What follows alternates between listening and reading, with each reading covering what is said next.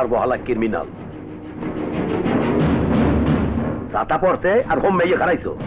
তো hello guys, আসসালামু আলাইকুম, it's me A K M Faisal. তো আশা করি সবাই ভালো আছেন এবং আলহামদুলিল্লাহ আমিও ভালো আছি।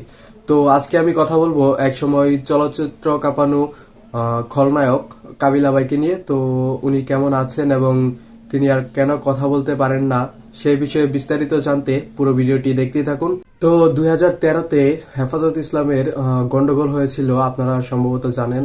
তো ওখান দিয়ে যাচ্ছিলেন কাবিলা এবং তার হঠাৎ করে রমনা পার্কে যাচ্ছিলেন। তো হঠাৎ করে তার গাড়িতে তেল শেষ হয়ে গেলে সে ওখানে একটা পেট্রোল পাম্পে তেল নেওয়ার জন্য যায়। তারপর ওখানে এমন পরিস্থিতি সৃষ্টি হয়, রাবার বুলেট এবং বিভিন্ন রকম অস্ত্র, অনেক অনেক কিছু মারামারি হাতাহাতি শুরু হয়ে যায় এবং হঠাৎ করে কাবিলা ভাইয়ের গলাতে একটা রাবার বুলেট ছুঁড়ে লাগে।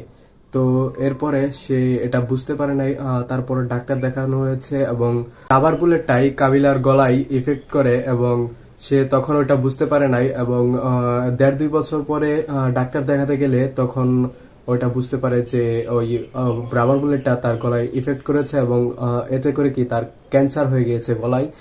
তো তখন ওটা অপারেশন করে, কিন্তু তখন আর উপর দিক থেকে ভালো হলেও কিন্তু ভিতরে সেই আর ভালো হতে পারে না এবং এফেক্টটা যে প্রচুর পরিমাণে এফেক্ট হয়েছিল এর কারণে সে আর ভালোভাবে কথা বলতে পারে না। তো